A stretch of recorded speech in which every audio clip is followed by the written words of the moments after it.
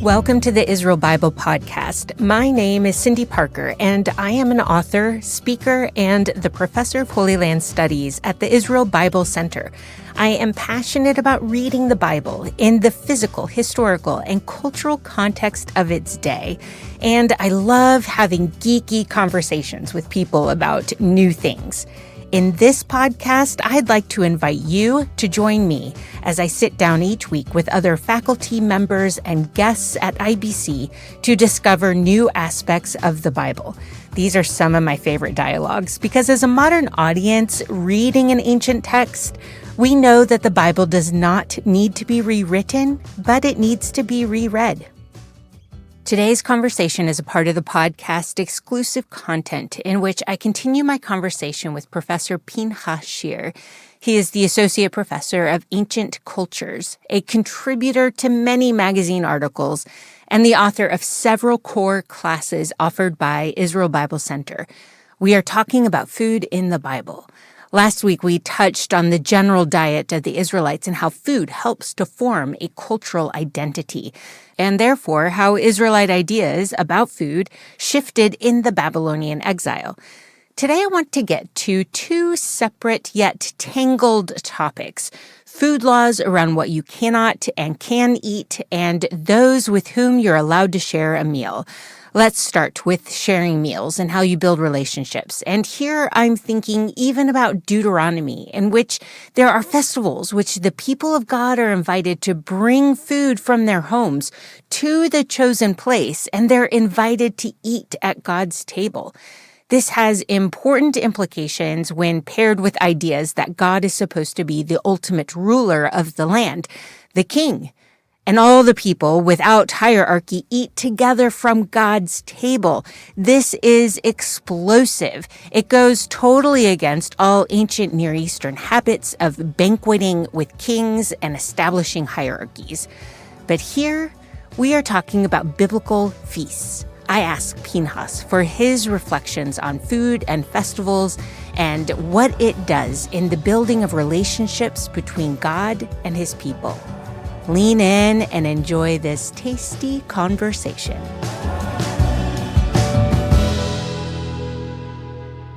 It's a little bit of a complicated, kind of a long topic, but let me just see if I can kind of walk through this path a little fast. It really is about economy. If you think it really begins with economics, the agrarian society, how they live, what they do, everything they produce, the economy gets fused with your worship, your religious devotion. Now you have sacrifices, offerings, first fruits, latter fruits. All these things start to flow. And this is the exchange of food. The same old idea that we talked about of having a relationship between people is framed by food. Now you have a relationship between God and his people also framed by food. Why? Because you bring food to his temple, and some of that food gets burned up and destroyed and waved before the Lord, like all different ways of offering, essentially.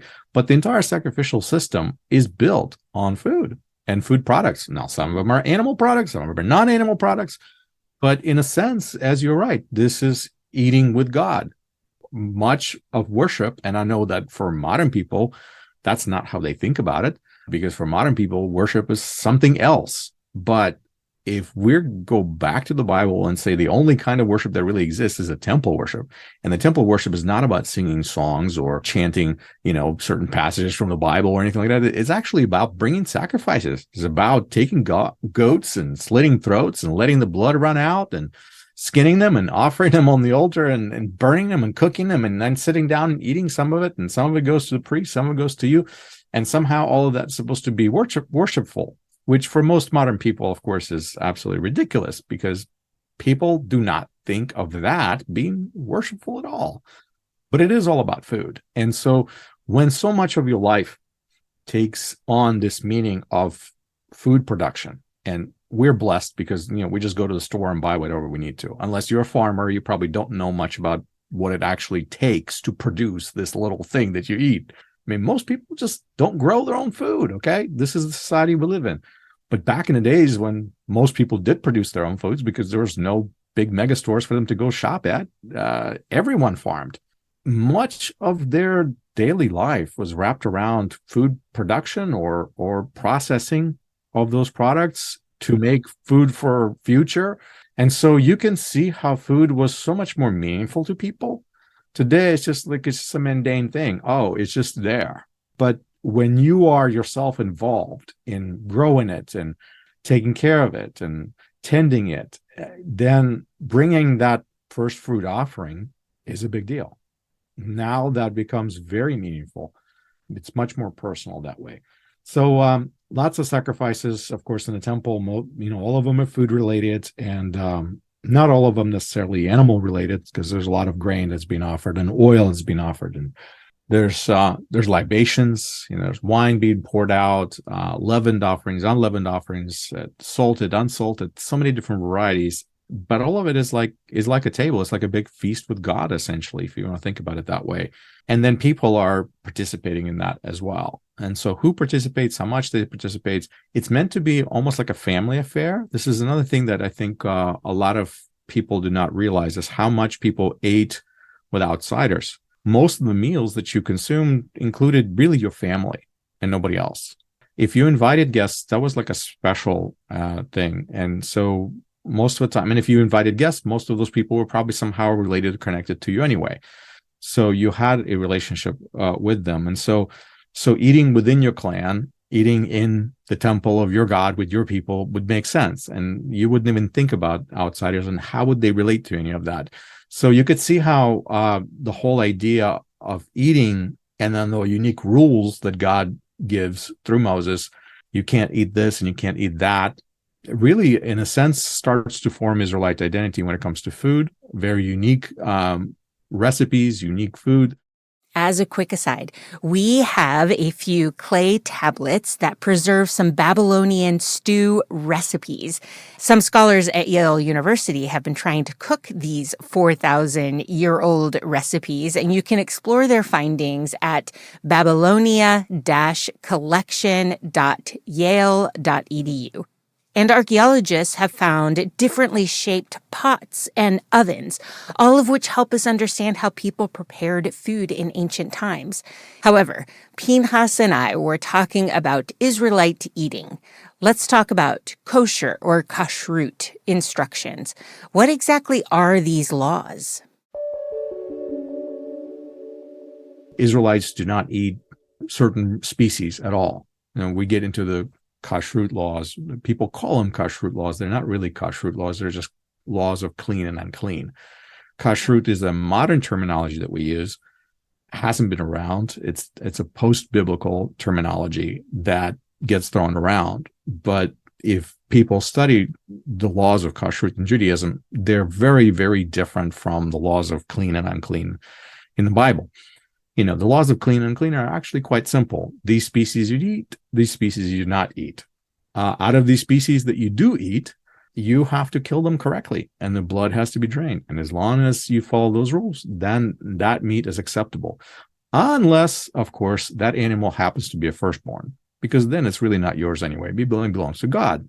You're not supposed to eat it. You're supposed to give it to the temple, and things like that. And then, of course, if you do slaughter that animal, then guess what? The hindquarter, you can't eat it. Why? Because we have this tradition about Jacob, wrestling with this mysterious man. And since then, he's limping because he got hurt. And so we don't eat the hindquarter. And it all of a sudden, okay, that goes away. So now you're really going to eat that. And then God says, you're not supposed to eat any of the entrails, any of the fat. That's all mine. That goes through the altar. You can eat the rest of the stuff, but this, eat lean meat. Don't eat cholesterol, bad for you. Don't do that. So, all of a sudden, all these rules start coming into place, and that creates a very unique food culture for Israelites, which I'm sure a lot of outsiders do not understand, because the world is always struggling to eat. Today, especially in many of the Western societies, we don't struggle for these things like that. But for the majority of the world history, people feared just starving to death, going hungry. And so that plays into the Bible a lot, the idea of the abundance. And then now you're being asked not to eat what everybody else eats. Now you have to limit yourself. and control your urges, your desires of just filling your belly and being satisfied, where now you can't do that.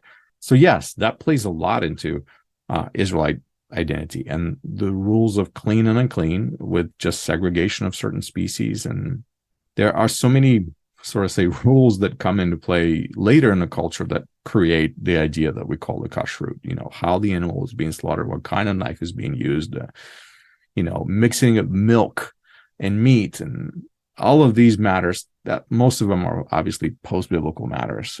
And that's what we mean when we say kashrut. So I always try to be careful about not inserting that terminology into my discussions of biblical context, because that's really a little bit different. It's like saying that, Moses, got an SMS from Aaron, and everybody will start laughing because they all know that didn't really happen.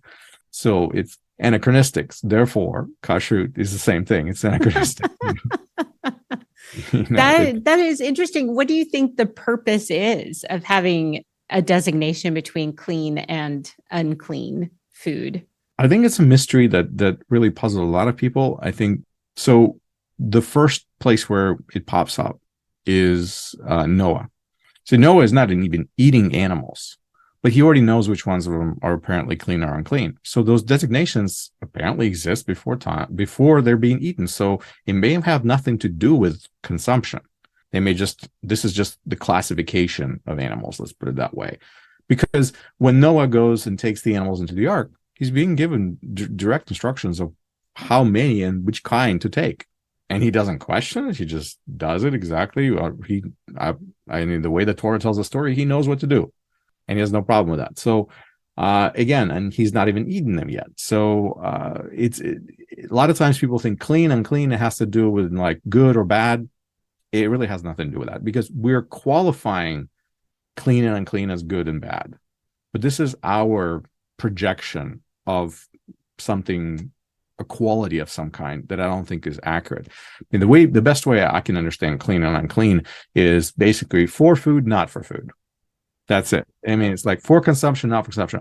And in the case of Israelite worship, for the altar, not for the altar. Now, if God doesn't eat it, you shouldn't eat it either. If you can't bring this as an offering to God, now why would you want to participate in it yourself? So the idea of really being one with your God by emulating what God eats, that's what I eat.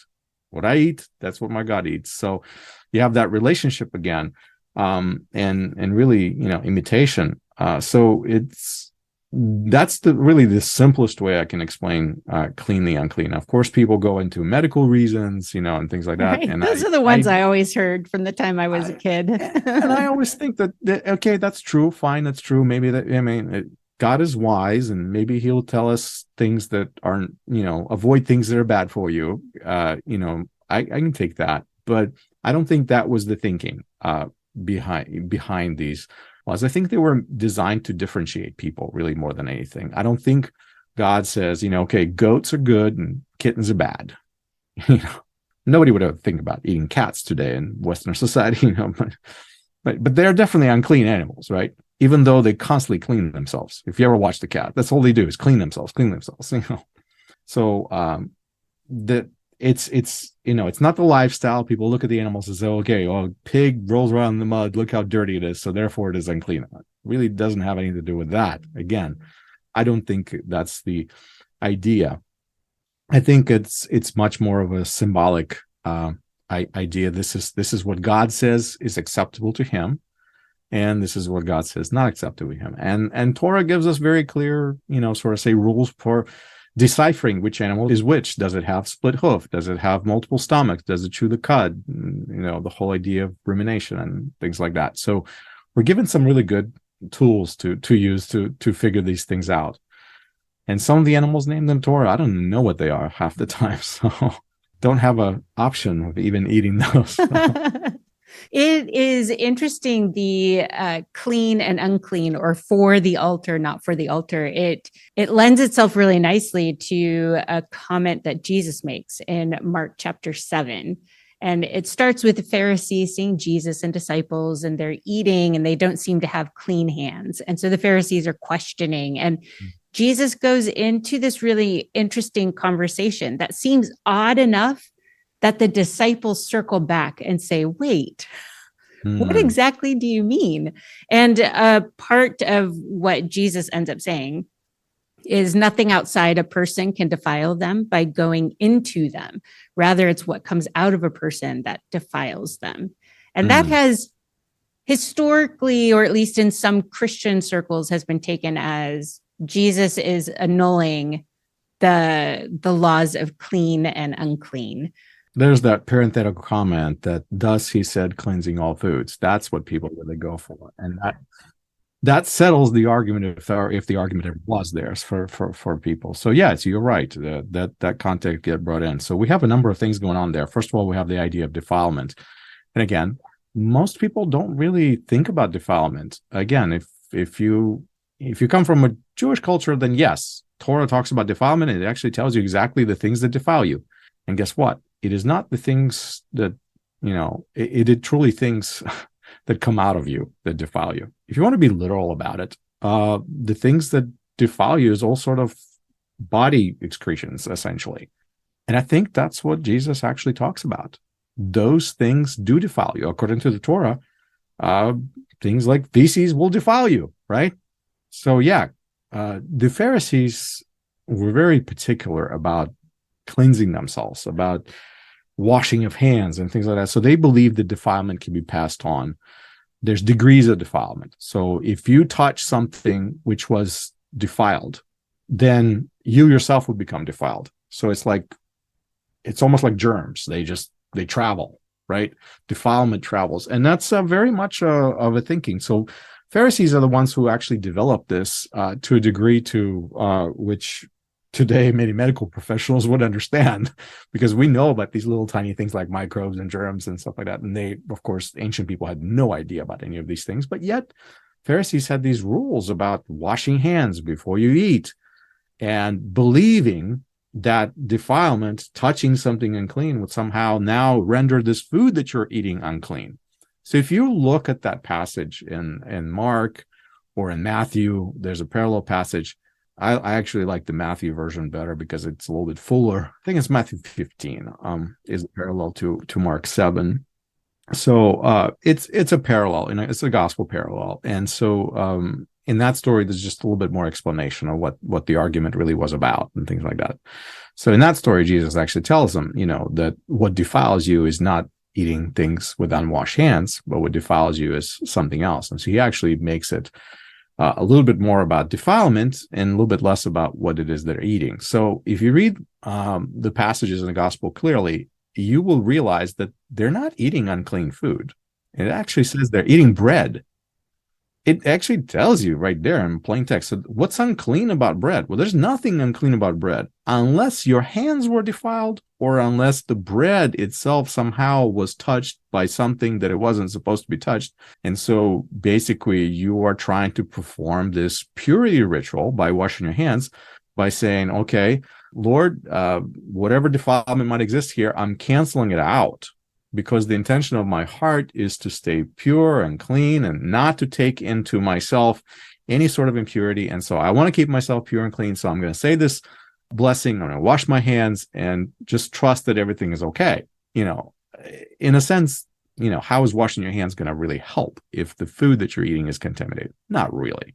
But then going back to the idea of sacrifices and all these other things, how is, slitting a goat's throat and pouring out the blood is going to get my sins forgiven? That also doesn't really answer the question. Why? Because we're really talking about our relationship with Almighty, and we don't really understand the mechanics of why these things are supposed to be done. We just know that they're supposed to be done. So Pharisees believe that washing hands, purification, actually helps to remedy whatever impurity that might exist. So kind of that was the means of making things right. And apparently disciples have neglected those means, and for which they get criticized, and that becomes an issue of argument and criticism, and which Jesus answers with words that I think are often misinterpreted, misunderstood. But studying what defilement is in the Torah, that's what he calls them back to, saying, look, eating with unclean hands is not going to defile you. Touching things that came out of your body will defile you. So if you did that, by all means, wash your hands, before you eat. And so it's a very technical answer from the Torah. And he calls them back. Curiously, this is funny, just a little side to say that, a lot of times people say, okay, Jesus canceled the laws of Torah by pointing to the Torah.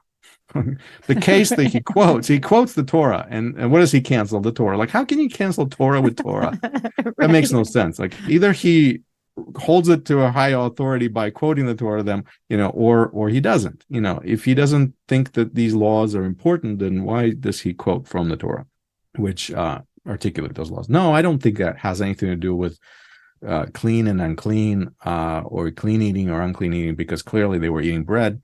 It has to do with the internal arguments about defilement, what makes a person unclean, what makes a person unclean. It's just this, let's say, an inner Jewish debate about the different degrees of impurity and how that may happen upon you. And different Jews believe differently in that particular area. Some were more scrupulous and some were less. Some were more conservative in how they treated themselves, and others were more free. And so the tradition of that we're seeing in Mark 7, and is still very much alive. So people still practice it. So it's a daily living practice. So I love that point of Jesus is not using Torah to cancel Torah or scripture to cancel scripture, because he's quoting from Isaiah 29, I think, and it has nothing to do with food. And it has everything to do with how a person behaves and love towards God, and a lot more of the clean and unclean and defilement, what defiles you before God. Think about it, like, to me, it's his point is about devotion, because then later on he brings on this thing, well, you do this with traditions, and then he levels a criticism back by saying, look, you neglect your parents. You actually don't follow one of the big 10 commandments. One of the big 10 commandments is honor your father and your mother. Well, you don't. Why? Because you set aside your wealth and you say, that's korban, that's for the temple. I can't help you because this money is not mine, essentially. And so Jesus says, that's really disrespectful to your parents who actually need your help right now. But you're saying, I can't use these funds to help you because they belong to God. So he actually criticizes, but what does he criticize about? He talks about the Torah. He does have problem with some traditions, sort of say, being pushed too far. And perhaps that's what comes out in that passage. This week, we moved from festivals to clean and unclean food to clean and unclean behavior. Next week, we will conclude this series with moving into the Greco-Roman world and some of the seemingly odd things both Paul and Peter do around food. If you like conversations like this, then come join us at Israel Bible Center. You will have access to many amazing courses and roundtable talks that dig into the details of culture and interpretation. You can even earn credit towards Israel Bible Center certificate program in Jewish context and culture. Thank you, Jeremy McDonald from Mason Jar Music, for doing an amazing job editing, mixing, and adding in all the good music. And thank you for hanging out with me and being curious about all things Bible related.